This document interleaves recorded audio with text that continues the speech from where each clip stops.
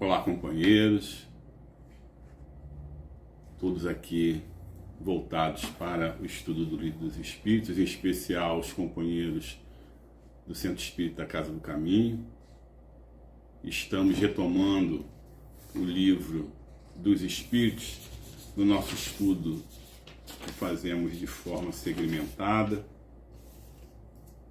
e dando continuidade ao capítulo 9, que trata da lei de igualdade.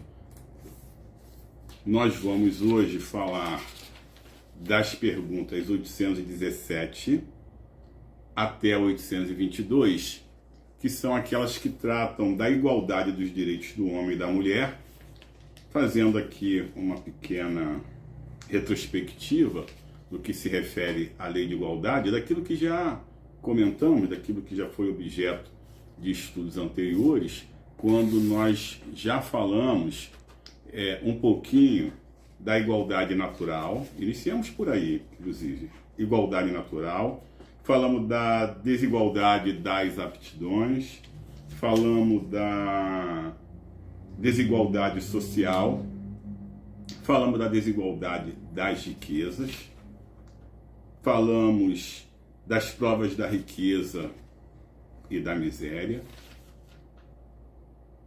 E agora, como eu disse anteriormente, abordaremos das perguntas das questões 817 até 822, que trata da igualdade dos direitos do homem e da mulher.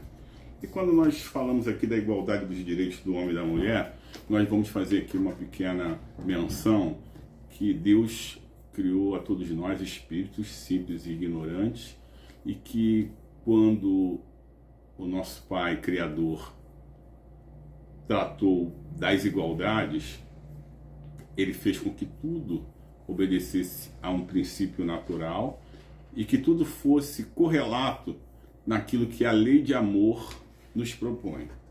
Então, quando nós falamos de amor, evidentemente que nós descartamos, em princípio e por natureza, qualquer tipo de desigualdade.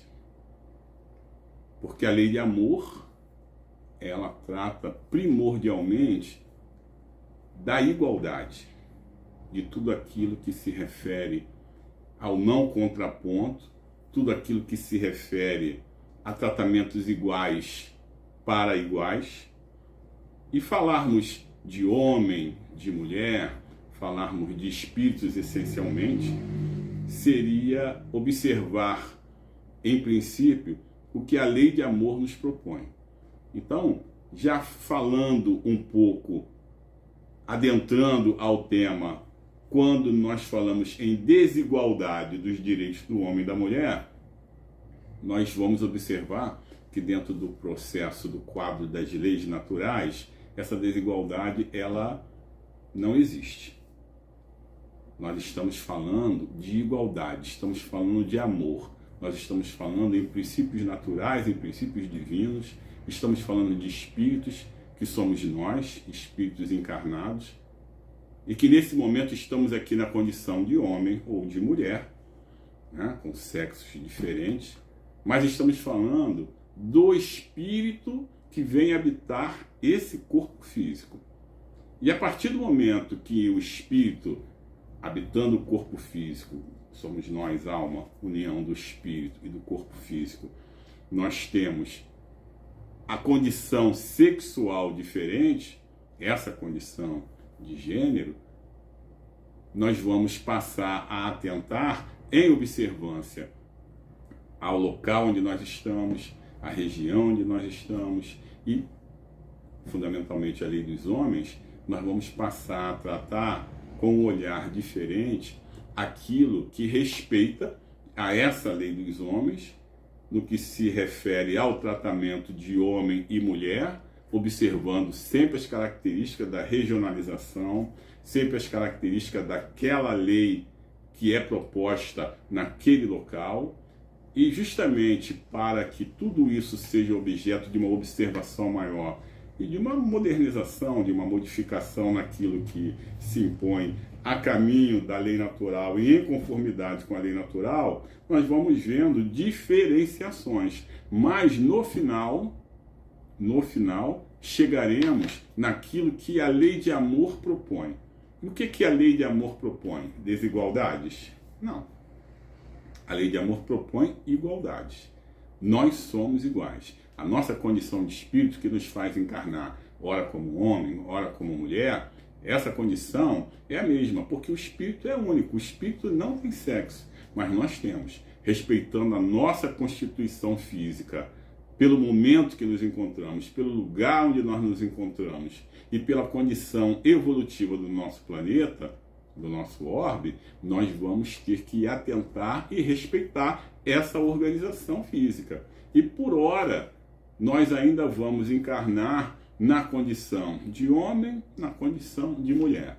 E dito isso, teremos que observar não só aquilo que a lei divina propõe, que a lei natural propõe, mas também teremos que observar essa condição regional aonde nós, espíritos encarnados, nos encontramos.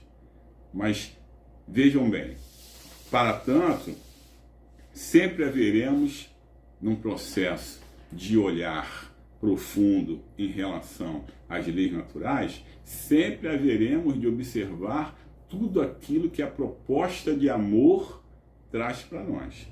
Então, é fundamental que observemos que a lei de amor, ela não discrimina. A lei de amor não propicia privilégios para quem quer que seja. A lei de amor nos coloca numa condição igual para que nós possamos não só observar o que está diante de nós, mas para que a gente possa se observar também dentro desse processo evolutivo, dentro daquilo que é proposta do nosso Pai e que chega a nós através do nosso divino mestre e irmão Jesus Cristo. E nós vamos já passar para a pergunta 817. Vejam bem, quando Kardec pergunta aos espíritos o seguinte: são iguais perante Deus o homem e a mulher e têm eles mesmos, a mesma condição, os mesmos direitos? E a espiritualidade diz assim: não outorgou Deus a ambos a inteligência do bem e do mal e a faculdade de progredir? O homem e a mulher não possuem igualmente a faculdade de progredir? Sim. Daí falarmos em privilégios, principalmente privilégios proporcionados por essa condição que o espírito nesse momento está ostentando em razão do sexo, falarmos em desigualdade, em privilégio em função disso, é darmos as costas para as leis naturais, é darmos as costas para aquilo que o nosso Pai de amor propõe. E mais ainda, se não observamos com toda a atenção e cuidado tudo isso que nos é proposto, ali adiante nós poderemos encarnar numa condição diferente. E essa condição diferente vai fazer com que essa observância, ou melhor, essa inobservância de nossa parte em relação àquilo que foi proposto por igualdade, vai fazer com que a gente responda a respeito da forma como nós tratamos. Então, se nesse momento Jorge Miguel ostenta essa condição masculina, essa condição de homem, e faço valer alguns privilégios, e acredito que em função dessa minha condição de ostentar o sexo masculino nesse momento, faz com que eu sobrepuje, faz com que eu me sinta um privilegiado e, inclusive, exercite isso de uma maneira indevida, ali na frente, não tenham dúvidas que nós vamos voltar, Jorge Miguel vai voltar. E muito possivelmente, em encarnações futuras, eu voltarei na condição de mulher. Eu voltarei no sexo feminino. E aí, como é que eu tratei? Como é que eu me comportei? Como é que eu observei a lei diante daquela condição que outrora eu possuía, essa que eu possuo nesse momento, mas vamos colocar ali na frente porque já teria encarnado numa condição diferente. Então, outrora eu possuía essa condição masculina, e o que eu fiz com essa condição masculina? O que eu levei? O que eu fiz que poderia ter feito de igual, de diferente, de desigual? Como foi o meu trato? Porque o nosso pai já nos informou o seguinte: essa condição de desigualdade não existe. E eu sou um espírito em evolução. Eu sou um espírito que nesse momento já ostento um mínimo de possibilidades de desenvolvimento da inteligência que nos foi dada. E se eu desprezo isso, se eu faço valer uma condição de força, se eu faço valer uma condição regional, ainda que por força de hábitos, ainda que por força de costumes, se eu não me proponho a fazer com que tudo seja tratado de forma igual, eu vou ter que responder por isso. Evidentemente que eu vou ter que responder por isso. E hoje nós já verificamos aí inúmeras situações que fazem com que a nossa atenção seja voltada para o desequilíbrio que ainda existe em determinados lugares, em determinadas posições e condições em que agentes do sexo masculino querem fazer valer impor aquilo que não mais é condizente e compatível com as leis naturais. E a gente vê violência, a gente vê maus tratos, a gente vê absurdos de toda ordem sendo cometidos em nome de uma vaidade e em nome de um posicionamento que nem mais a sociedade atual, contemporânea, contempla e diz para nós que existe algum motivo ou alguma razão de ser. Em nossas consultas, em nossas pesquisas, para chegarmos ao desenvolvimento desse estudo, a gente foi buscar um companheiro que trata das questões do Livro dos Espíritos de uma forma muito didática, de uma forma não só contemplativa, mas de uma forma muito proveitosa também, que é o Miramês. Miramês é um espírito que ele comenta as questões tratadas no Livro dos Espíritos. E sobre essa questão em especial, que trata da igualdade de direitos dos homens, do homem e da mulher, o companheiro se reporta da seguinte maneira. Eu vou fazer a leitura que está diante de mim e eu vou desviar um pouco o olhar da tela justamente para que eu possa fazer essa leitura, mas a minha atenção está devidamente voltada para vocês.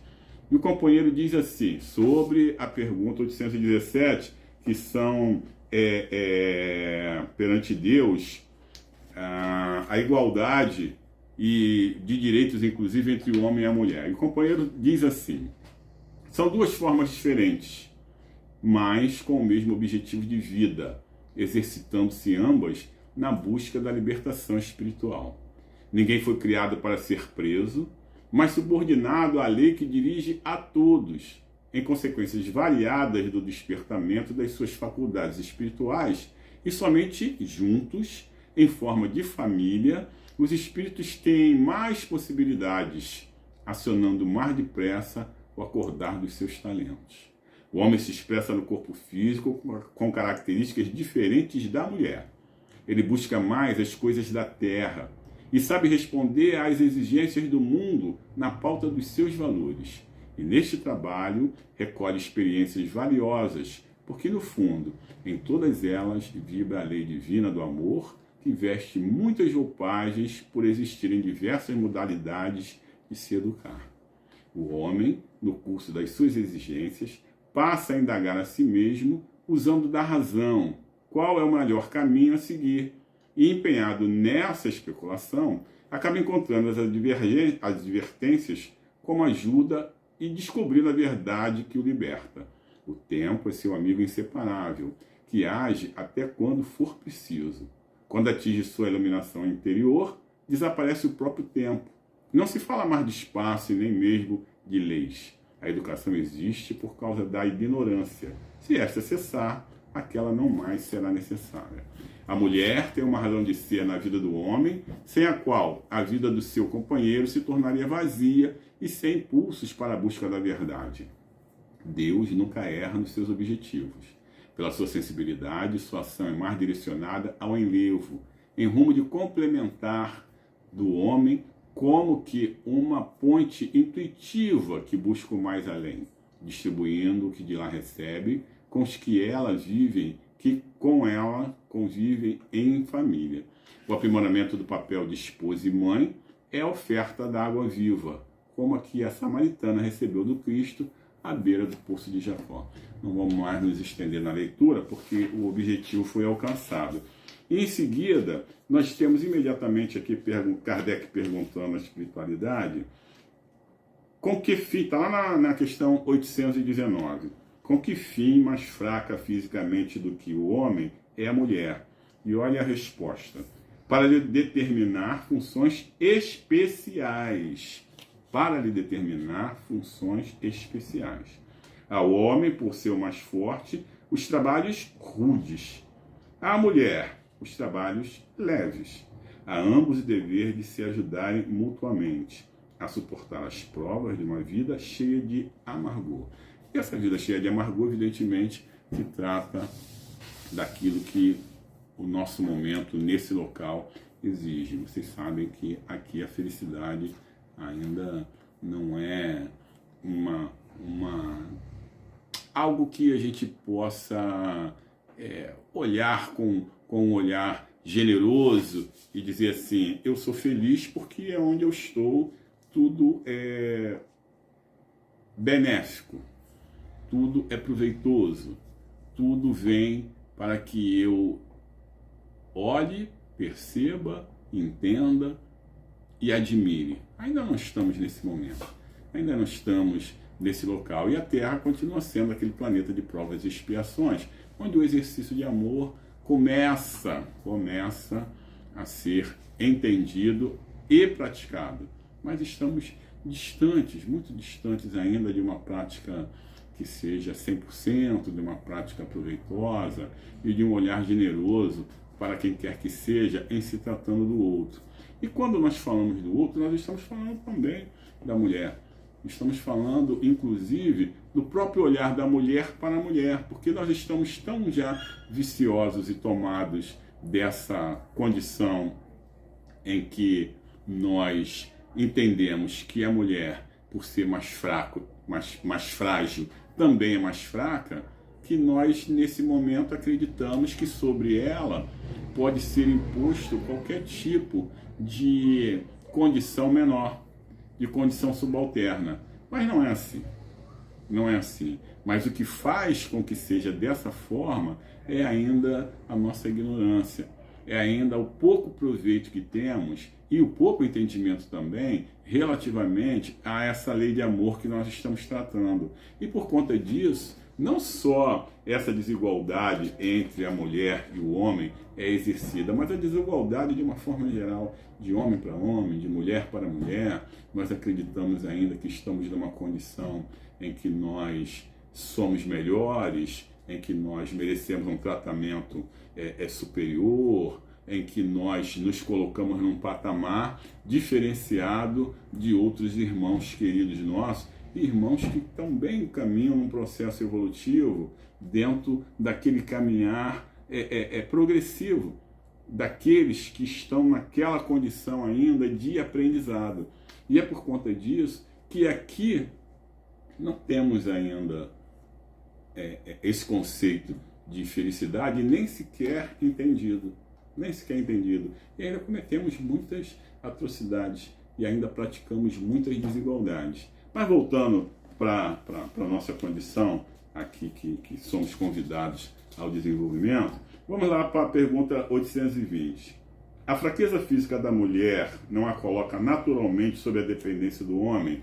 E aí nós estamos falando daquilo que nós temos de constituição física, a fraqueza física da mulher. não a coloca naturalmente sob a dependência do homem. Ou seja, aquele que é mais fraco, aquele que nesse momento ostenta uma condição de maior, de fraqueza, não depende do outro, não depende daquele que é mais forte, não depende daquele que poderia amparar, inclusive fazer com que fosse carreada a essa pessoa mais frágil aquilo que agora está acontecendo relativamente por conta justamente dessa minha fraqueza. E olha a resposta dos Espíritos. Deus a uns deu a força para protegerem o fraco e não para o escravizarem. Ou seja, se eu tenho a falsa sensação de que a força que eu possuo nesse momento, e aí nós estamos falando dessa força masculina, né? A força física masculina, que isso me dá não só o direito, mas também uma condição de submeter ao outro a qualquer processo depreciativo, eu estou na contramão da lei de amor. E é importante que a todo momento nós possamos trazer à baila a lei de amor.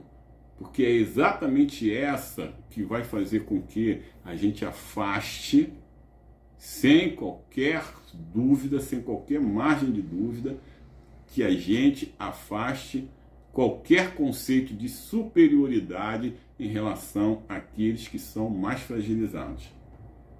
No caso, a mulher, mas pode ser também em relação ao igual, em relação a um outro companheiro, porque ele é menor, porque ele é mais frágilzinho, porque ele é mais franzininho, porque a condição física dele sugere uma força menor, e aquele que tem uma condição totalmente diferenciada pelas suas características físicas, não é para se prevalecer disso. Ao contrário, a quem foi dada essa força física, mas a gente também pode estender isso a qualquer outro tipo de força, energeticamente falando, é exatamente para que possa auxiliar aqueles não detentores dessas especificações.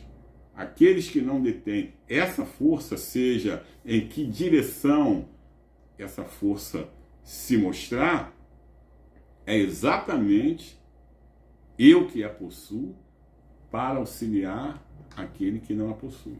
E se eu penso em fazer disso mau uso, como submeter alguém a um processo de escravização, submeter alguém a um processo de subordinação, em razão daquilo que eu possuo, eu estou na contramão da lei de amor. E aí nós vamos falar em desigualdade sendo praticada em todas as direções. Aí nós vamos falar na desigualdade que deve ser abolida. Nós vamos falar na desigualdade que não deve ser observada. Na desigualdade que não tem lugar. Exatamente essa desigualdade que não se aplica. Então, por conta disso, nós devemos sempre ter um olhar generoso e apreciativo na direção da lei de amor. A lei de amor, por si só, explica muita coisa. A lei de amor, por si só, traz para nós toda uma condição de observação que vai fazer com que, através de uma extensão dos nossos raciocínios, ou, se quiserem, no exercício da nossa inteligência, a gente vai poder chegar a conclusões que são as conclusões que são aquelas que se mostram correlatas a qualquer condição relativa ao bom senso. É importante que a sociedade, de uma forma geral, ou tudo aquilo que me coloca em condição gregária e social e mostre isso, sim, são as práticas, né? São os exercícios da convivência. Mas eu, no exercício desse bom senso, por mim mesmo, posso chegar a essas conclusões. Basta uma observação isenta, basta uma observação sincera daquilo que a lei de amor propõe a cada um de nós. Isso por si só vai fazer cessar qualquer sentimento ou qualquer entendimento obscuro. Mas vamos lá, dando continuidade aqui. A pergunta 821. As funções a que a mulher é destinada pela natureza terão importância tão grande quanto as deferidas ao homem? Ou seja, a natureza traz funções diferenciadas para o homem e para a mulher. Esse é um processo da natureza, esse é um processo em que nós estamos submetidos por força daquilo que a natureza propõe. E aí nós vamos poder até resgatar a questão da força física, né? Aquele que tem mais condição física, ele pode realizar algumas coisas que aquele que não detém não poderia realizar. Então, quando nós estamos falando aqui, a pergunta que Kardec faz para aquilo que é afeto a um ou a outro na condição da realização, a pergunta é: diante dos olhos da natureza, isso que é diferenciado por ela mesma, por ela natureza, terá importância tão grande quanto as deferidas ao homem? Ou seja, a mulher, dentro da sua fragilidade, dentro da sua sutileza, aquilo que é destinado a ela tem tanta importância quanto aquilo que é destinado ao homem? E a resposta é a seguinte: sim, maior até. É ela quem lhe dá as primeiras noções de vida.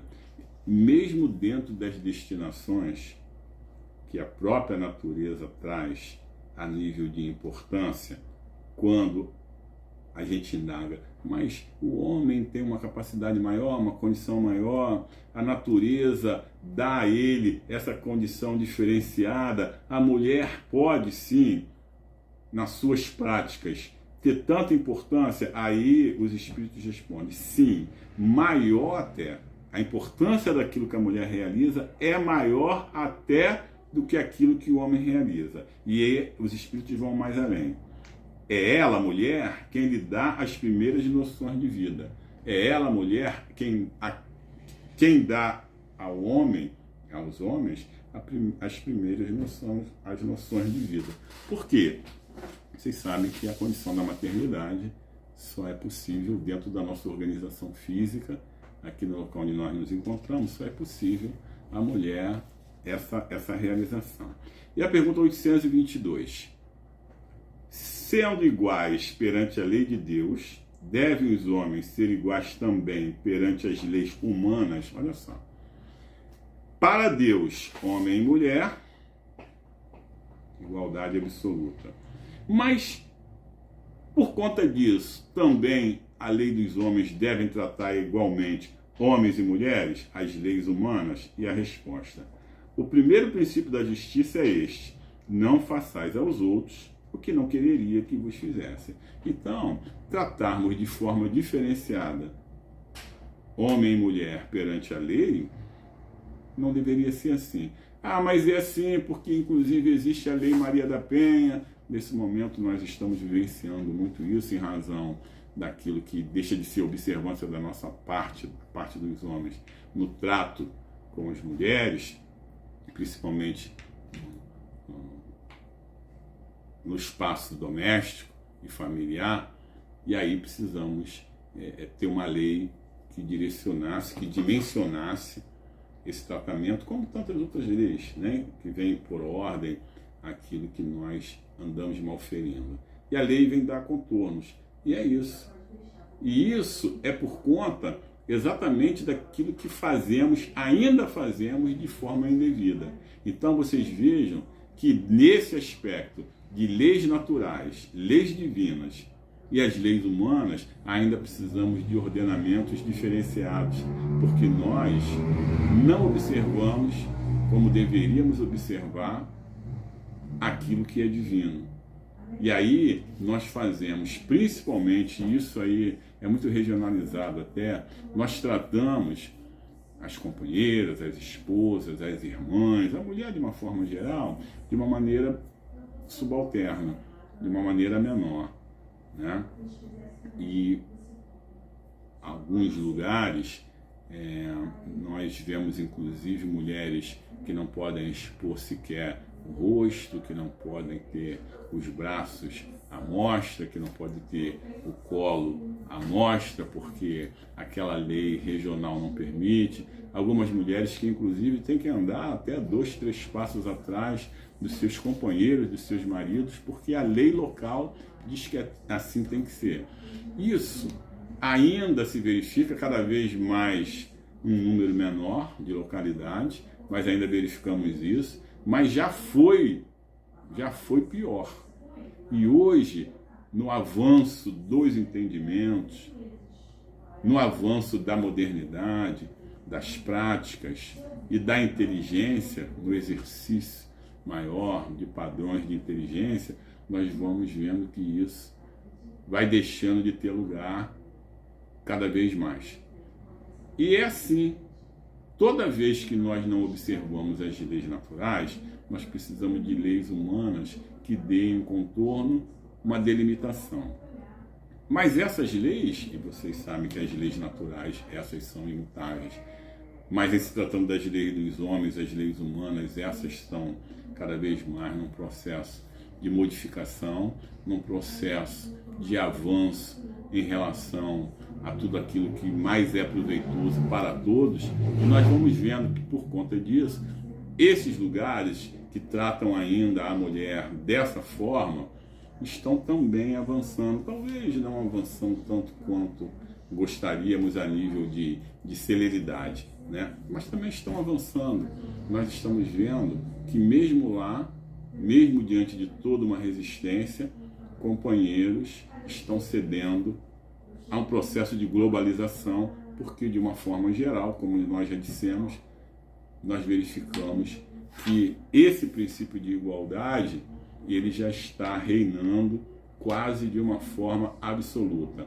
Ali na frente, nós vamos ver que num contexto maior de evolução, e aí nós já estamos falando da evolução espiritual que nos permite olhar, enxergar e perceber que tudo é bom quando é bom para todos, nós vamos ver que essas modificações alcançarão o seu objetivo. Por ora, a gente ainda vê desigualdades que não gostaríamos mais que existissem, mas a espiritualidade é muito clara quando trata nesse tópico da lei de igualdade, que entre homens e mulheres não existe qualquer senão para que colocássemos essas individualidades, no que se refere ao gênero, no que se refere ao sexo, com tratativas diferentes. Mas a espiritualidade está atenta. O nosso Pai, vocês sabem que esse Pai de amor que não dorme nunca, ele nos proporciona aquilo que é próprio ao nosso aprendizado. E é por conta disso que essa tão benéfica lei que trata da reencarnação faz com que por hora nós nos encontremos homens, por hora nos encontremos, outras horas nos encontremos mulheres, exatamente para que a gente se perceba e perceba também que a condição de inteligência, de aprendizado e de exercício do amor não está afeta nem restrita a nenhum sexo por conta de um eventual privilégio que em algum momento se acreditou que existiria. Agora, cabe a nós, a despeito de tudo isso que chega dessa forma em que a espiritualidade nos alerta, falando de direitos, falando de funções, falando do exercício de determinadas práticas, observando e respeitando, evidentemente, a nossa constituição física, observando aquilo que ainda é proposta do homem por força da sua condição física muscular, aquilo que é proposta da mulher numa condição natural, inclusive e especificamente falando da maternidade, nós temos que observar. Mas tirando aquilo que é natural, aquilo que é divino, aquilo que é proposto pelo nosso Pai, não nos cabe na condição de homens estabelecer qualquer diferenciação entre homens e mulheres. E quando nós estamos falando da lei de igualdade, nós estamos falando do tratamento igual que devemos ter em relação a todos. Falamos hoje especificamente da mulher, mas nós estamos falando em relação a todos, independente do sexo, independente da raça, independente do credo, independente de qualquer coisa, somos iguais, somos irmãos, somos filhos de um mesmo Pai, somos irmãos em Cristo. E por conta disso, exatamente por conta disso, a lei de igualdade que afeta a lei de amor deve ser observado em tudo aquilo que o nosso Pai nos disponibiliza, por conta dos nossos raciocínios, por conta dos nossos olhares e por conta, inclusive, daquilo que temos cada um dentro de nós, que é a centelha divina, que nos faz olhar, ver, crer e exercitar naquilo que o nosso Pai nos propõe, em conformidade com o que o Cristo, o nosso Cristo, o Cristo de Deus, nos propôs. Hoje nós vamos ficando por aqui.